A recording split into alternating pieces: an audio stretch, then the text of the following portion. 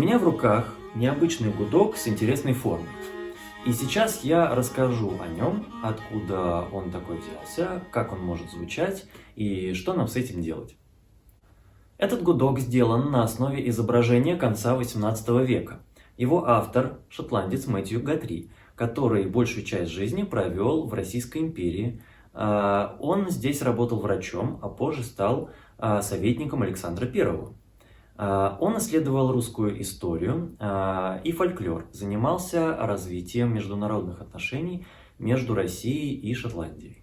В 1795 году в Петербурге была издана его диссертация о древностях России, где и было изображение этого гудка. Понятно, что это лишь зарисовка, а не чертеж инструмента, но что-то мы можем увидеть для анализа конструкции. Сразу бросается в глаза корпус, усеченный на стыке корпуса с грифом. Это действительно интересно, потому что на остальных изображениях того времени корпуса гудков были грушевидные, с плавным переходом на гриф, или вообще круглые. Видна скрипичного вида головка. Довольно примитивно нарисовано, но видны 3 колка, а значит это точно трехструнный инструмент. Также виден гриф. Значит, можно играть подушечками пальцев, прижимая струну к грифу. И еще один заметный элемент – вот такая большая перемычка поперек деки. Это не что иное, как подставка под струны. Еще ее называют кобылкой. Она такая длинная, что стоит на резонаторных отверстиях и даже выходит за их пределы. Как на большинстве смычковых инструментов, здесь должна быть дужка. Это перемычка, которая соединяет верхнюю деку с нижней. Тем самым она передает вибрацию от струн с подставки на нижнюю деку.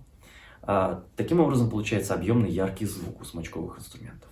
Так вот, как я сказал, дужку можно поставить в распорку между 2 деками, а можно между ножкой и задней декой. Здесь именно такой случай, и сейчас у меня есть возможность показать, как инструмент звучит с дужкой и без нее.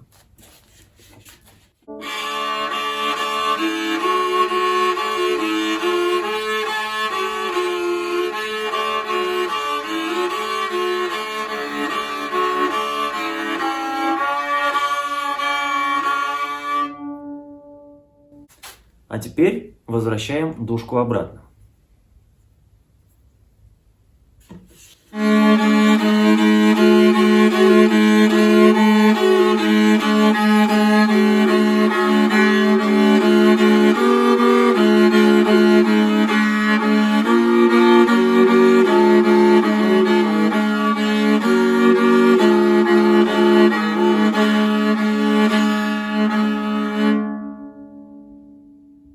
Вот для чего нужна дужка на смычковых инструментах, нужна она и на гудке. Струны здесь расположены в одной плоскости, чтобы играть по ним одновременно. Это типично для гудков того периода времени. Это позволяет играть аккордами аккомпанемент и мелодию на верхней или средней струне. Теперь о строе. Гудок, как и многие другие народные инструменты, не был стандартизирован и мог иметь различные строи.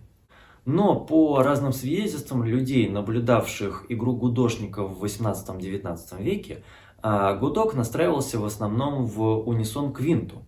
Также есть свидетельства о разных других строях, но здесь могут быть неточности.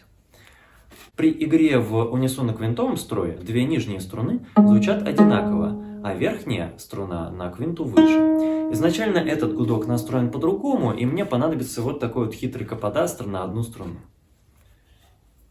Что у нас получится?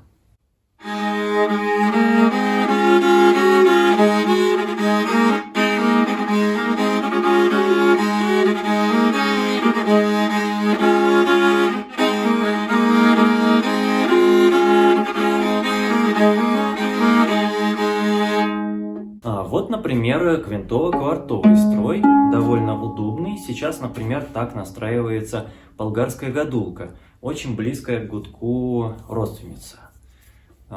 У нее тоже много разных строев, и в 20 веке она была стандартизирована вот в таком строе, например.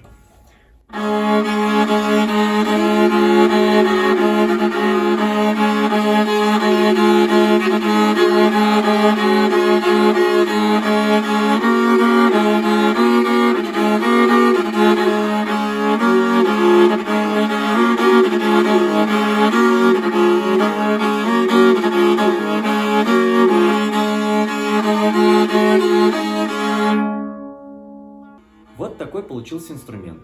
На самом деле разновидностей гудка очень много, и я обязательно покажу другие, когда они будут у меня готовы. Ну и если интересно, расскажу вообще про историю этого инструмента, о его происхождении на русской земле, о его развитии и исчезновении. История сложная, местами спорная, но интересная. А пока вот вам еще немного музыки на гудке. Меня зовут Евгений, это моя мастерская. Заходите в гости.